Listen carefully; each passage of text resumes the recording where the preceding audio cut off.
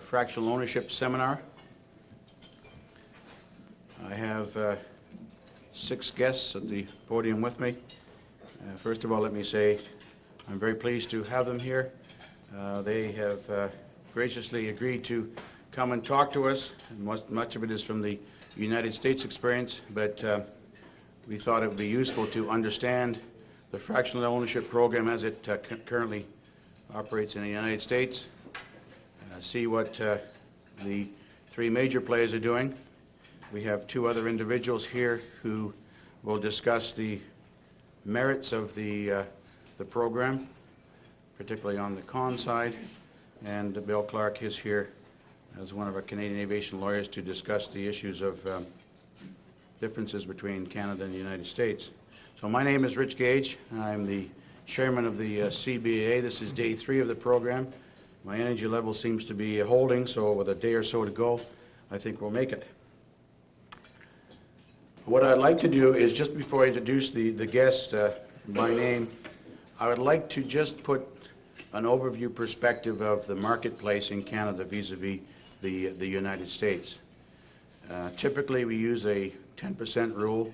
That is, the population of Canada is approximately 10% of the United States. The corporate market, aviation market, is about 5% of the U.S. market. So one could argue there's a market penetration issue in Canada, but more importantly, it's just to give you an idea of the numbers involved Canada vis-a-vis the United States. The other obvious difference is the geographic difference in terms of transportation. If you consider that Canada is about a 3,000 nautical mile country by about 100 miles wide, certainly in terms of the air transportation network. So let me introduce the guests here, starting from my far right, working across to my far left. Tony Marlowe, who is the Director of Marketing from Raytheon Travel Air. Bill Clark, who is helping me balance off the Canadian content up there, who is a partner of Nobbs, Woods & Clark from Toronto. Kevin Russell, who is the Senior Vice President of Executive Jet Aviation. Crossing to my left side, Mark Self, Vice President, Administration and Contracts, Business Jet Solutions. Mark Fruchter, who is the President of Mark Fruchter Aviation. And over to my far left is Fred Gavault, who is the editor of the Charter Guide. We draw straws. No, we didn't draw straws. We decided that Mark would start things off with his presentation. We're going to have a variances of presentations here, some using slides, some will be speeches. So we're going to have to be flexible and adjust a little bit as we go. I would like that the guests have an opportunity to present their side and their argument in a somewhat formal fashion. We'll go through all of that. And I think what we'll do is open it up to questions from the audience, and we'll play it a little bit by ear. I think that with the presentations, we'll have lots to talk about. Hopefully it's informative. Hopefully it's going to allow us an opportunity to discuss some of the issues. And at the end of all this, if we can walk out of the door being a little bit more informed, then that's the objective of this seminar. So perhaps I could ask Mark to start things off. He'll be followed by Kevin Russell. And then Tony Marlowe will cross over to Fred Gavault and Mark Fruchter, and batting in the cleanup position will be Bill Clark, who will deal with the differences as he sees it between the Canadian and the U.S. regulations. So if we can get started, the quicker we get going, the quicker we'll be informed. Thank you. We can, if we like, we can go back down to the table and watch the program, or you're more than welcome to stay up the front. Stay and help. Good morning. It's wonderful to see the large turnout to understand kind of what we're up to in the U.S. As you said, I'm Mark Self. I'm Vice President of Contracts and Administration for Bombardier Business Jet Solutions, and I'm from Dallas, Texas.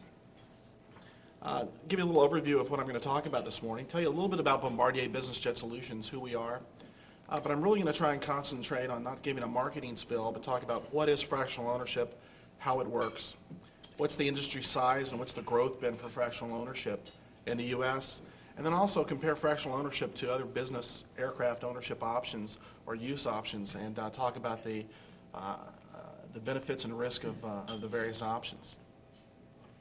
Bombardier Business Jet Solutions, we launched in May of 1995. We now have over 400 employees. We're headquartered in Dallas, Texas.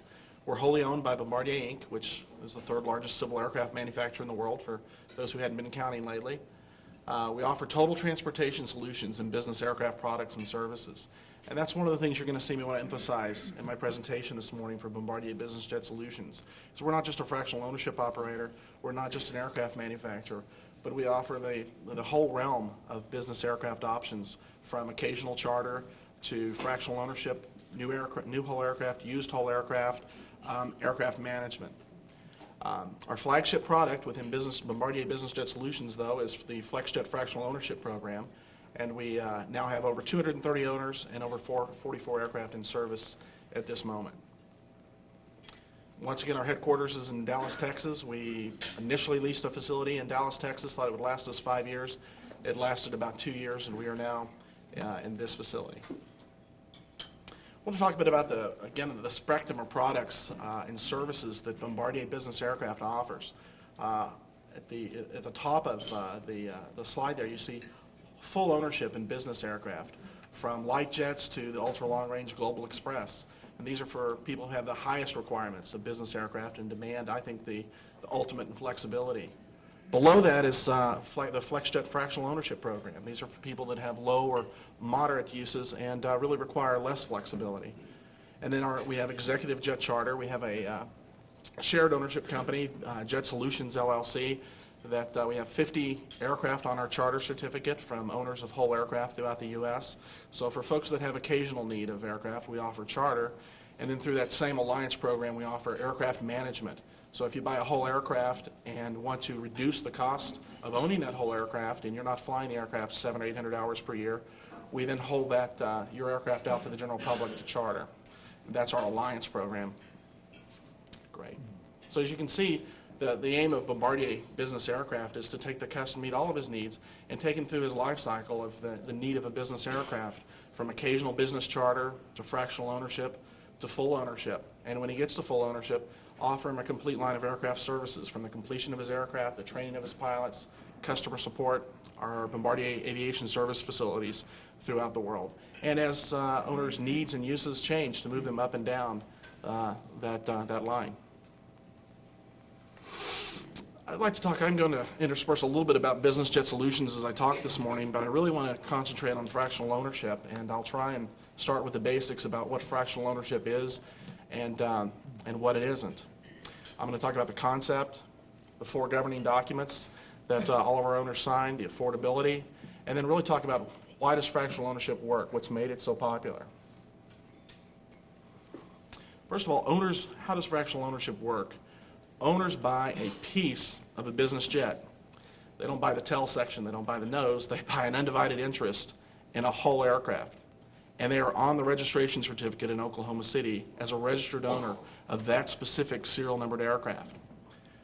There are 800 allocated hours that are flown on each aircraft per whole aircraft, and those allocated hours are shared by the owners on a linear basis. So if you buy an eighth share, you receive 100 allocated hours per year. If you buy a quarter share, that's 200 allocated hours per year. Then, once you've purchased the aircraft from the seller, that same seller, then you sign a management agreement with them, wherein they provide crew, maintenance, hangars, insurance, catering. All of this is handled as an aircraft manager for that owner of that piece of an aircraft. I want to emphasize, all along here, there are several costs for the owners in fractional ownership. Firstly, there's the acquisition cost. We'll talk about some of these costs as we get into the presentation. But then there's also a monthly fixed fee. You pay this fixed fee whether you fly the aircraft or not. Then you pay a variable hourly fee for every occupied hour that you spend on the aircraft. I want to emphasize there is residual value risk with these aircraft. That you buy the aircraft today, you sell it back to the seller or the manager in 5 years, and you have the residual value risk. The buybacks are at fair market value on most of the aircraft and most of the programs. And then also want to emphasize there are a number of taxes associated with this program. depending upon which jurisdiction within the U.S. that you live in. There's possibly sales and use tax, property taxes, and excise taxes. The concept and the benefits. First of all, you own as much jet as you need. It's been our experience, and I suspect it's been the experience of others, that most folks tend to buy less, much less than what they expect they will need. They kind of put their toe in the water, and then as they get used to the program, as they convince themselves and see how it works, they decide, this doesn't work for me, and I want to sell the aircraft back, which is really very, very rare, or they decide, hey, this is great, I need to buy more. They select the aircraft type, they choose their share size. It allows them to pay fairly predictable travel cost, because once they buy that share purchase price or make the capital investment, then the monthly management fee is fixed. And the monthly management fee changes once a year. It adjusts with the consumer price index. And then the variable hourly rate is fixed for 5 years, except that it will increase with the consumer price index or if there are any major changes in the price of jet fuel. It provides the owners access to an entire fleet. You can buy a Lear 60 or a medium-sized aircraft and trade up to a Global for if you're going to carry a number of passengers or if you're going to go to Europe. Or if you just have a 1.5 hour flight, there's one person aboard, and you bought a Lear 60, you may trade down to a Lear 31 and use a Lear 31 for that flight. So it provides quite a bit of flexibility. Owners also, depending upon share size, and in most of the programs, on the light and medium-sized aircraft, if you buy a quarter share, it allows you to use 2 aircraft on the same day. On the larger aircraft, if you buy a half share, it allows you to use 2 aircraft in the same day. So it affords maximum flexibility for the owners. Also, I use the word trouble-free ownership. What you're getting is professional aircraft management and flight planning for your share, pilot training, maintenance, and insurance. And compared to whole aircraft ownership, it's relatively easy to exit because you sell the interest back to the seller who has a contractual obligation to buy the aircraft back from you at its fair market value. I want to talk a little bit about the fractional ownership governing documents. And once again, I would emphasize this is entirely the U.S., and no one, I think, on this panel is going to propose that this works in Canada. But this is the way that it works in the U.S. And in fact, I'd want to make sure you understand that if you go to your aviation attorney in the U.S. and say, show me the regulations on fractional ownership, there is no such thing. Fractional ownership is not a word that you'll find in the federal aviation regulations in the U.S. It's a term used to describe a concept of defined terms within the federal aviation regulations. There are 4 documents in fractional ownership that an owner is going to sign. The first one is the purchase agreement. The second one is a management agreement, a joint ownership agreement, and a master interchange agreement.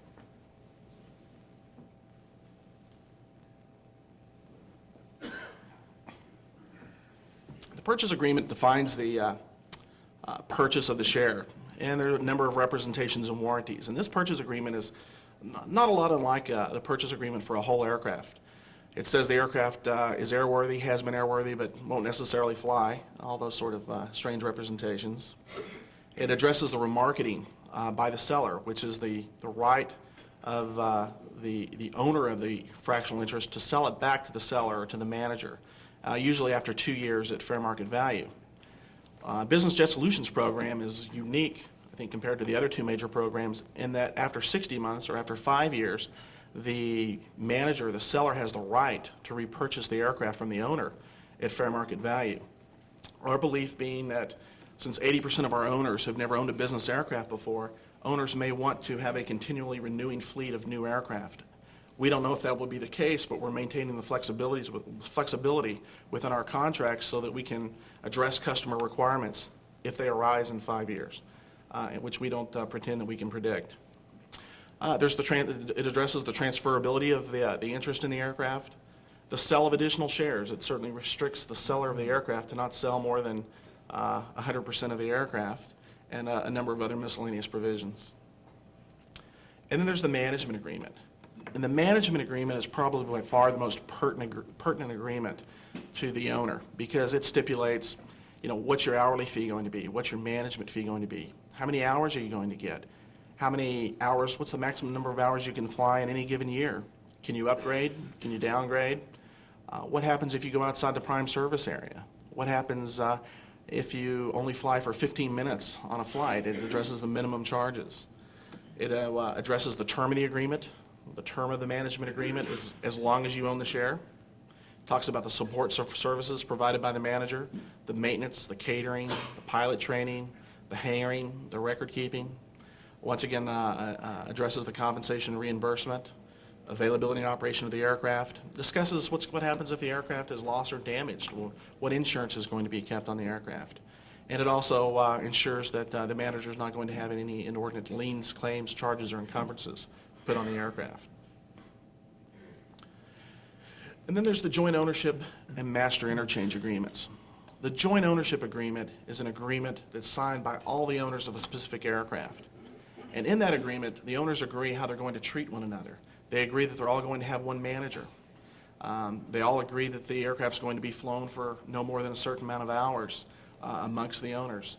They agree that if a decision has to be made, it's made by a majority of the owners' decisions. And then the master interchange agreement is an agreement that is signed by all of the owners of all of the aircraft in the program. And in this agreement, once again, all of the owners agree who's going to manage the aircraft and agree how they're going to swap and use one another's aircraft on a day-to-day basis.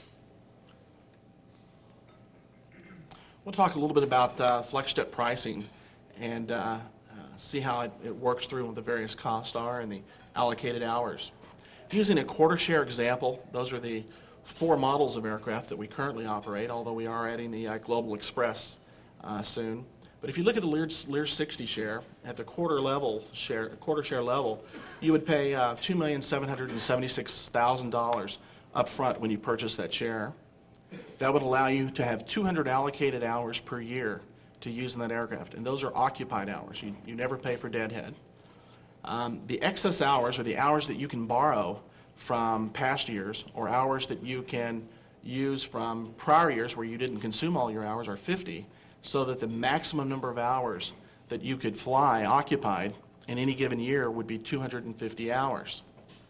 The management fee that you would pay on a quarter share of a Lear 60 would be $17,920, and then every hour that you were on the aircraft, you would pay $1,550. The notice that you would be required to give to the manager to have your aircraft go to any point within the prime service area would be 6 hours. Our prime service area is the contiguous U.S. and any point 200 miles beyond. So that's basically Bahamas into Mexico, and 200 miles into Canada is our prime service area for our U.S. customers. The differential, for instance, on a Lear 60 going to a Lear 31, if you fly on a Lear 31 instead of a Lear 60, is 0.8. So if you flew 1 hour on a Lear 31 and you were a Lear 60 owner, your allocated hours would only be reduced by 0.8 hours. The differential on the Lear 45 would be 0.9. And if you chose to fly on the Challenger, every hour that you flew on the Challenger as a Lear 60 owner you would deduct 1.9 hours. That's what the differential charge is there. And at the quarter share level on the Lear 60, you could use as many as 2 aircraft in one day. So you could have one group of executives go from New York to Florida, and another group of executives go from California to Washington on the same day using two aircraft. Talk about affordability, but before I talk about affordability, I really want to emphasize that, and we emphasize to our customers that when you're looking at fractional ownership, when you're looking at business aircraft ownership, there's a lot more to look at than just cost. There's flexibility, there's confidence, there's pilots. And what this graph does, it just looks at the financial cost of things, which I wouldn't encourage anyone to just look at the financial cost. But if you take the cost of fractional ownership, on the left axis, you see the cost in millions of dollars over a 5-year period. And on the bottom axis, you see the number of occupied hours per year. So you can see that fractional ownership is the red line, and the cost gets quite expensive as you consume more allocated hours. And the break-even point is generally considered on used aircraft to be about 300 hours per year, and on new aircraft, somewhere between the 400 and 500 occupied hours per year level. That'll vary greatly depending upon how much deadhead that you incur when you fly your whole aircraft. And once again, it doesn't address the flexibility of whole aircraft ownership. What makes fractional ownership work? What makes it more affordable at the 200-hour level? Well, the first one is aircraft utilization. In the U.S., the average operator of a business aircraft might put between 200 to 500 hours per year on his aircraft. In a fractional ownership program, that aircraft's going to get between 1,100 and 1,300 hours of utilization on it. That's going to increase drastically the efficiency of the operation of that aircraft. I'd also point out that the residual value of that aircraft is going to be less at the end of 5 years than a whole aircraft, or an eighth of a whole aircraft that's only flown 300 or 500 hours per year. All of the operators, the major operators of these fractional ownership programs, have very sophisticated flight planning optimization software that reduces the amount of deadhead and optimizes the fleet to manage all of the customer's expectations and needs. Also affecting the aircraft utilization is they're primarily domestic flights, and the aircraft aren't tied to one customer or a specific customer. You're allowed to use any aircraft on any given day that's not down for maintenance to provide service to a customer. Then there's cost containment. Certainly when you're operating a fleet of 43 aircraft in our case, or 100 aircraft in other cases, your bargaining strength with fuel suppliers, caterers, and others is magnified.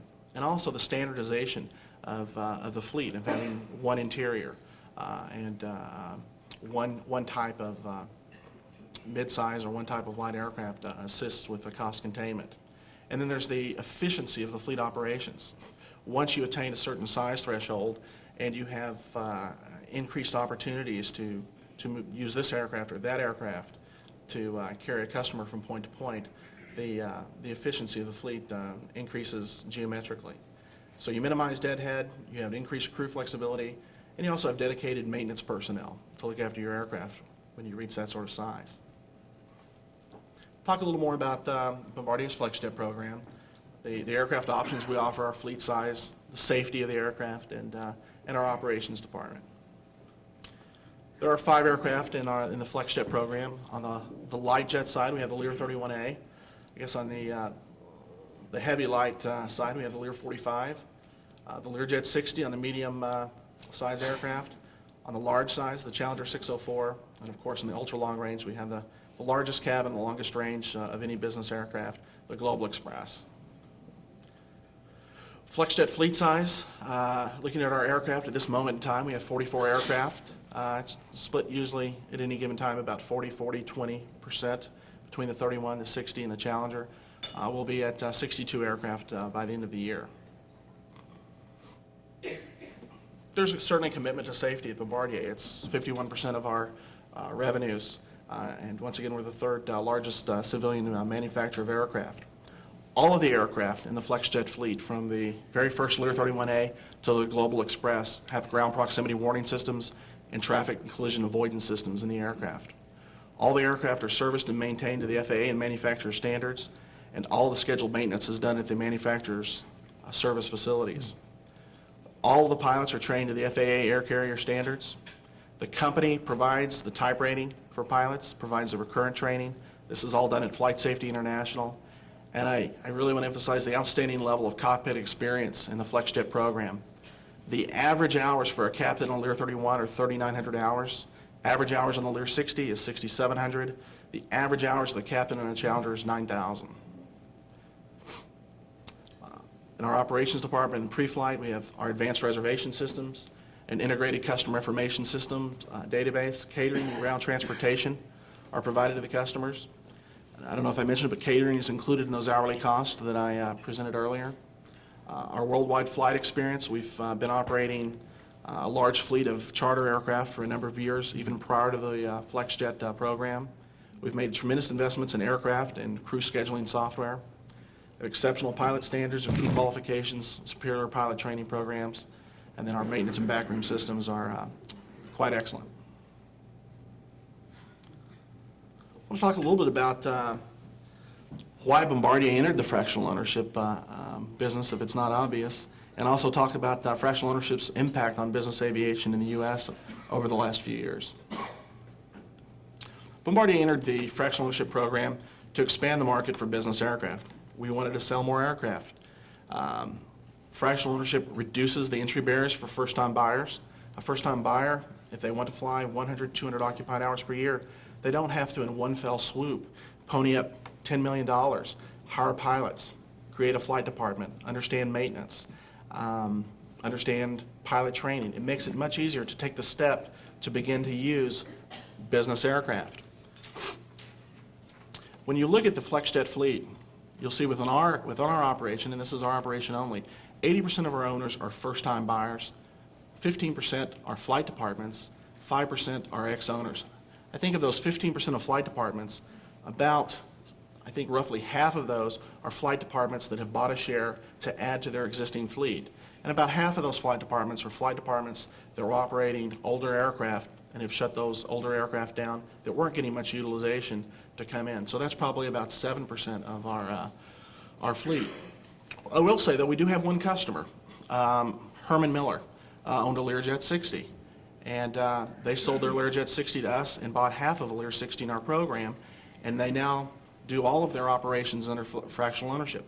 They're very much an exception, because what Herman Miller does is they use their business aircraft wholly to go out and get customers, bring them into their facility, do their marketing program, show them the factory, and then take them back home, so that on their flights, they were experiencing, on every flight, 100% deadhead. They would go out from Holland, Michigan to the site, pick up a customer that's dead, live back, take the customer back, and then dead to Holland and off to another location the next day. So they were able to dramatically decrease the cost of their flight department just because of their flight patterns. But that's very rare, and that is the one flight department that I would use the word has shut down due to the FlexJet program, but it was because of their unique flying pattern. And on the 80% first-time buyers, I want to emphasize, first-time buyers doesn't mean these guys have never chartered. I mean, these are wealthy individuals. There's no doubt that the vast majority of them had chartered aircraft before. But what these owners have never done before is they've never made a significant commitment to business aviation. They've never invested substantial sums of money. They've never hired pilots before. And this is the first time these owners are coming in, making the investment in hiring pilots and growing business aviation. Those other 80%, I would also say, if you want to pop back to the slide over here. What you're finding is that, what do we expect these owners to do in the future? Well, we certainly know they buy more shares and increase the number of pilots and the number of business aircraft operating. But we also expect a large portion of these owners to buy full aircraft. Once they get up to that utilization level where financially it makes sense to buy a whole aircraft, or when they get to a point that they need the ultimate in flexibility that whole aircraft ownership affords, they will then buy a whole aircraft. And certainly what we also see, I think, throughout all of the programs is that most customers come through referral of friends and partners to the program after they've experienced its benefits. What is the market for fractional ownership in the U.S.? That's a very good question. I wish I knew the answer to that question. There are 920 owners of fractional shares in the U.S. registered in Oklahoma City today. There are 6,800 business aircraft registered in Oklahoma City. There are 23,000 individuals with net worths in excess of $10 million. There are 125,000 companies with sales in excess of $10 million. What is the market for fractional ownership in the U.S.? I don't know the answer to that question, but I think it's obvious to us that the market is not saturated at this point. What's been the growth of fractional ownership? What's the forecast for fractional ownership going from 1996 through the year 2000? And you can see the number of units increases dramatically. And in fact, fractional ownership in 1997 accounted for 15% of whole business aircraft deliveries. What's the situation today? Fractional ownership operators, specifically NetJets, has been operating for 12 years under Part 91, Subpart F, with FAA approvals, as the FlexJet program has been operating with FAA approval. It's a multi-million-dollar industry in the U.S. The key players are EJA, Bombardier, and Raytheon. And all three providers of business aircraft are expanding the business aircraft market. Who benefits from fractional ownership? First of all, our customers, the business aircraft owners, the first-time buyers. They now have a business tool that they before would not commit to. They're now making a commitment to this business tool. Certainly Bombardier, Raytheon, Gulfstream, Cessna, the aircraft manufacturers are benefiting from it, and their employees. Regions are benefiting from this. I've got customers in Nowhere, Texas, Nowhere, Idaho, Nowhere, Arkansas that have plants and facilities there. These folks can now get into these plants. They're willing to locate plants in rural regions because it no longer takes 3 days away from their family to go visit all of their plants. Private business aircraft in the U.S. can operate in 5,500 airports. Commercial operators are restricted to, if you fly commercial, to 500 airports operating out of 29 hubs. And certainly the rural and small airports that we fly into and buy large quantities of aviation fuel and facility support from are benefiting from fractional ownership. I want to talk a little bit about the drawbacks and benefits of fractional ownership. I've tried to emphasize a lot of the costs, the taxes, what fractional ownership is and isn't. But I want to make sure as I conclude that we also understand, that it's not just a marketing spill, but what fractional ownership isn't. What are its benefits versus whole ownership? What are its detractions versus whole ownership versus charter? What's the difference between fractional ownership and charter? Fractional ownership programs aren't available to the general traveling public. If you buy a piece of a fractional ownership, that FlexJet aircraft will never be chartered to the general public. It requires significant upfront and long-term investment of capital. It requires registration of the aircraft in the joint owners' names with the FAA. And fractional owners have significant liability risk and financial responsibility. They have operating control of the aircraft while they're on the aircraft. I will also say that in the vast majority of cases, fractional ownership is more costly than charter, but it offers a lot more flexibility and a lot more reliability. I operate 50 charter aircraft, so I can say that with quite a bit of confidence. Charter, the benefits of charter. If you charter an aircraft, you use it only as you need it. There's no cost when you're not using charter. You make no capital expenditure, and you can choose from a multitude of different aircraft. There's 1,600 aircraft available for charter worldwide. You can find those in the Air Charter Guide, the Yellow Pages, or the internet. The drawbacks to charters, it's not always available. The quality is inconsistent. And there are other, I wouldn't call them hidden cost considerations, because you'll certainly see them on your first invoice, so then they're not hidden. But there are other cost considerations. The deadhead cost, the cost of catering, crew expenses, minimum flying time, the wait time. Often those costs can add up to 1.7 times the hourly cost of a charter flight.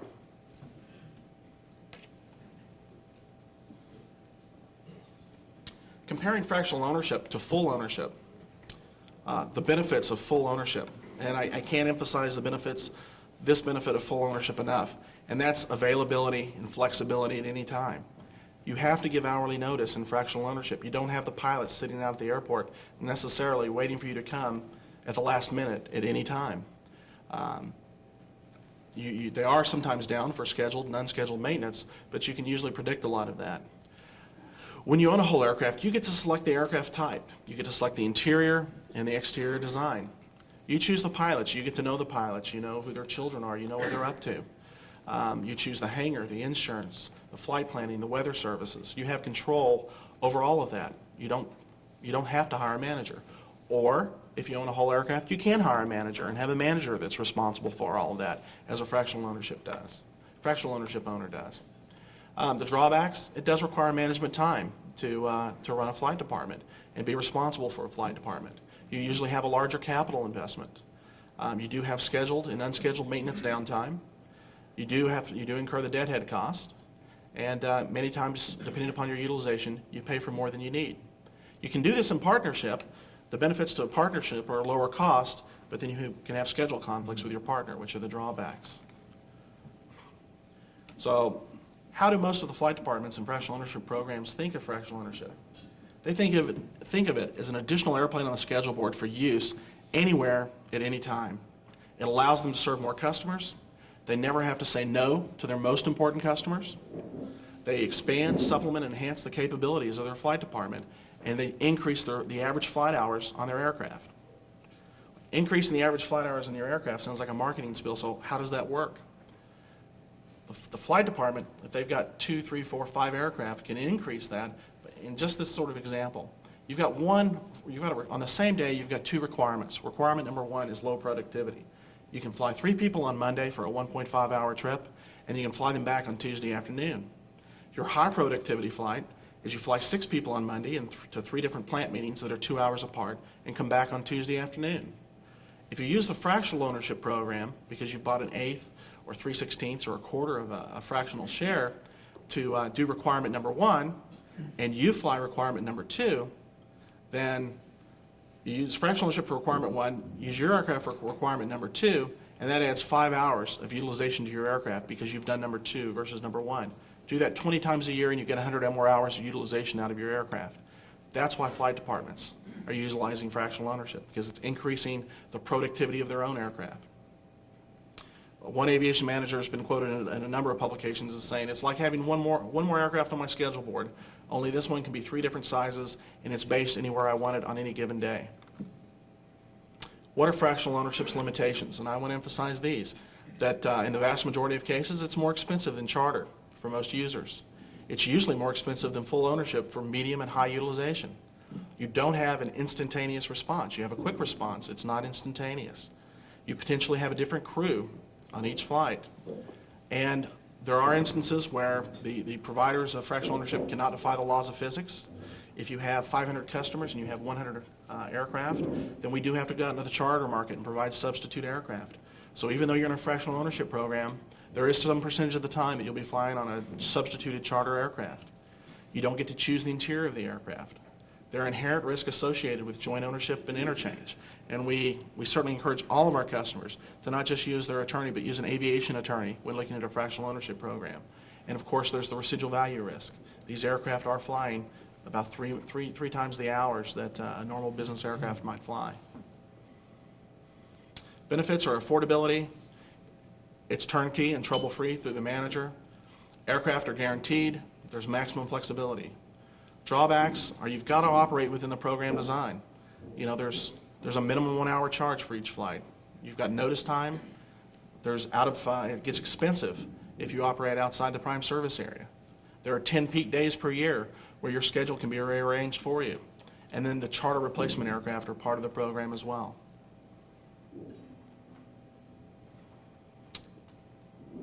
So to really just include fractional ownership, it's a proven concept with a track record for over 10 years.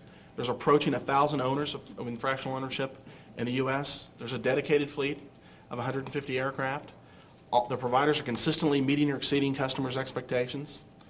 To tell you a little bit about the fractional ownership program, it's from Bombardier, and it's been tremendously successful and beneficial to both ourselves and our customers. Thank you.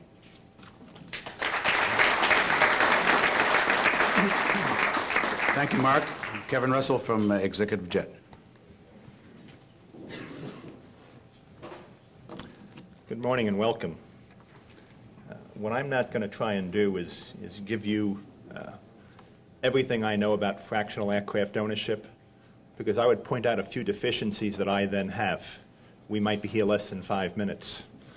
What I would like to do, though, is try and complement what Mark has shared with you, because he's done a very, very good job of outlining fractional aircraft ownership, the advantages and some of the disadvantages of fractional aircraft ownership. What I want to take you through a little bit is an overview of Executive Jet and some of the evolutions that we've made since Richard Santulli created the concept of fractional aircraft ownership back in 1986. And do me a favor, just go back one slide, Charlie. You're too quick for me this morning. Richard is a former college mathematics professor and a former principal at Goldman Sachs, and asked himself a very simple question about 12 years ago. What would make him buy an aircraft for his personal and business utilization? And Richard today flies about 125 hours a year. And the answer that came to him very quickly, being a college mathematician and a financial genius, is that nothing would make him buy an airplane, because aircraft ownership to him was not cost justifiable. And so he created the concept of fractional aircraft ownership. And Richard hates this when I do it, but I compare Richard Santulli to the Bill Gates of the aviation industry. Because in a little over 12 years, and especially over the last 5 years, fractional aircraft ownership has brought in almost 20% of what the total business aviation population is in the United States today. And that's a tremendous benefit for all of us who are participating in this seminar today, whether we be manufacturers or suppliers of services from chartering to catering to fuel or management companies. Fractional aircraft ownership has helped grow the aviation market in the United States and is helping also today in Europe. We introduced the concept of fractional aircraft ownership to Europe back in June of 1996. And the same benefits that Mark outlined for you in his presentation are accruing and becoming available for individuals and companies in Europe. And also because of the fact that programs are transparent. If somebody owns an interest in the NetJets program, for example, in the United States, they have the full benefits of flying in the NetJets Europe program. So we are helping to grow aviation and those that are accepting opportunities to come into the aviation industry on both sides of the Atlantic. We also have a joint venture with Gulfstream